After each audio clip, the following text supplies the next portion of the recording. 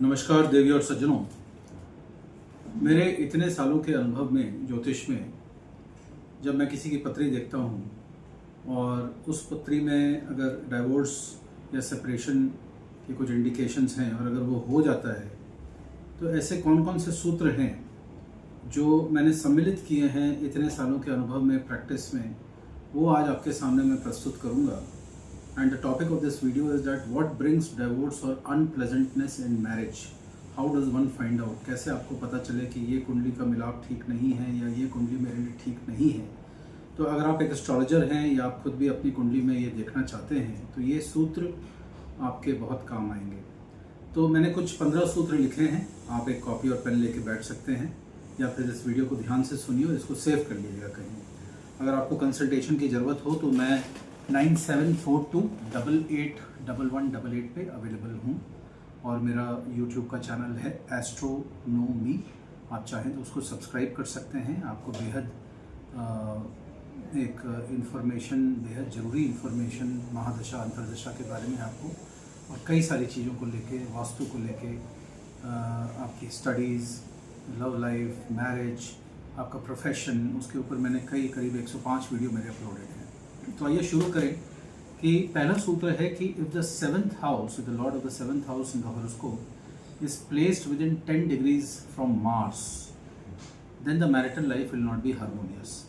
तो आपका जो भी सेवंथ हाउस का लॉर्ड है उसकी जो डिग्री है with in 10 degrees of Mars है। तो अगर वीनस है 18 डिग्री पे और मार्स बैठा हुआ है 12 डिग्री पे, यानी कि 10 डिग्री से कम हो गया, तो ये शादी में हार्मनी को कम कर देगा। दूसरा सूत्र है इफ़ मून और Venus in the male horoscope, यानी कि मेल के हॉरोस्कोप में जो चंद्रमा और वीनस है वो अगर फीमेल हॉरोस्कोप के राहु से 10 डिग्री से कम का अंतर रखते हों तो भी मैरिज में हार्मनी की कमी आ जाती है। तो आप जो मेल की कुंडली है, आप अपना वीनस देखिए, वीनस अगर 10 डिग्री पे बैठा है और फीमेल की कुंडली में अगर राहु 17 डिग्री पे बैठा है तो 10 और 17 यानी कि 10 डिग्री के अंदर का अंतर हो गया।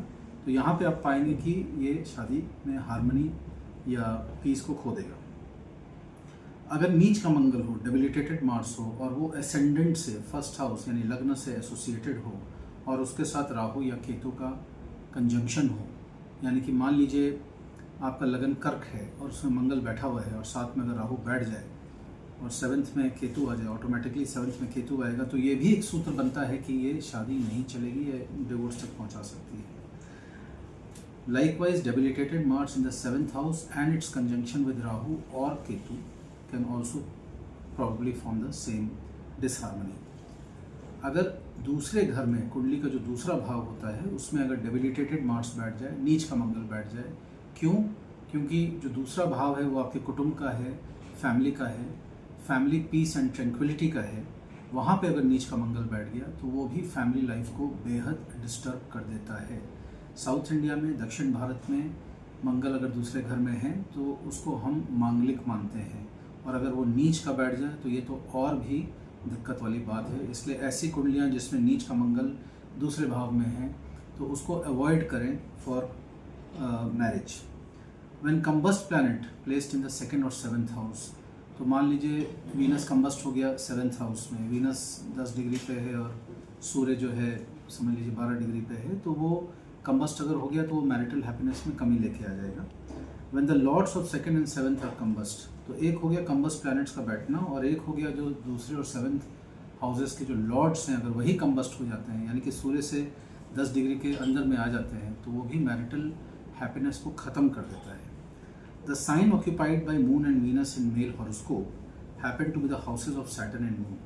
तो जो मेल है, जो मून और वीनस ऑक्यूपाई कर रहे हैं, वो अगर सैटर्न या राहु के घर निकल आए, यानी कि मून अगर कुंभ में आ गया या मकर में आ गया और वीनस अगर कुंभ में और मकर में आ गया, या राहु जो है वो राहु का हम जैसे कि 2nd या 3rd हाउस में उसको हम मानते हैं कि ये राहु का घर है, राहु को हम उच्च मानते हैं वहाँ पे। तो ऐसे अगर घरों में मून या वीनस आ गया तो भी वो हार्मनी को ख़त्म कर देगा।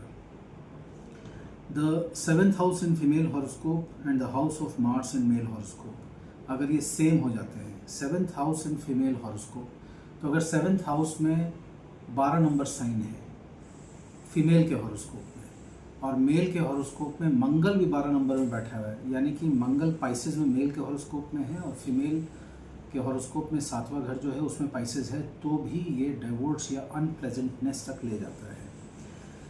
पर अच्छी बात यह है कि अगर Venus is placed in 3, 6 and 10 in its own sign और इन एक्सॉल्टेड साइन, तो ऐसे आदमी को मैरिज का सुख मिल जाता है। 3, 6, 10 में शुक्राचार्य अगर अपने ही राशि में बैठ जाएं या एक्सॉल्टेड होकर बैठ जाएं, एक्सॉल्टेड नेचुरली मीन राशि में होते हैं, तो भी इसको हम बहुत अच्छा मानते हैं।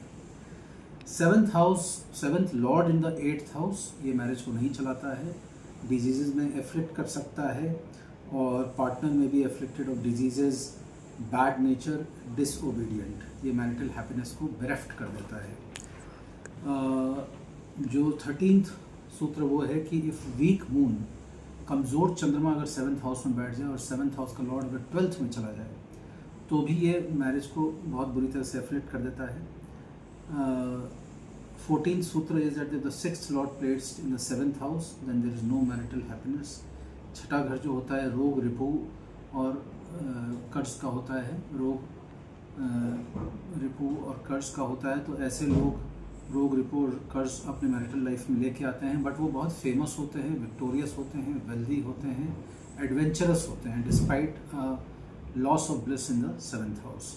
लास्टली अगर 2nd हाउस का लॉर्ड 11th में चला जाए और 11th हाउस का लॉर्ड 2nd में चला जाए, ये अगर परिवर्तन हो जाए, इसको हम राज योग कहते हैं, राज परिवर्तन योग कहते हैं। 2nd हाउस का लॉर्ड 11th में और 11th हाउस का लॉर्ड 2nd में, तो ऐसा आदमी जो होता है he gets wealth after marriage. तो ये आपको मैंने आज कुछ 15 सूत्र बताए। जब आप कुंडली का मिलाप करते हैं तो ये 15 सूत्रों का ध्यान रखिएगा। सिर्फ गुण मिला देने से, मंगल दोष मिला देने से, ग्रह मैत्री दोष मिला देने से ही कुंडली का मिलाप नहीं होता है। ये 15 पॉइंट्स मैंने अपने अनुभव से, जो इतने सालों का अनुभव है मुझे ज्योतिष में, मैंने जो प्रैक्टिस किया है, जो चीज़ें सीखी हैं और अभी भी सीख ही रहा हूँ डेली, तो इससे ये मैंने डिराइव किया है।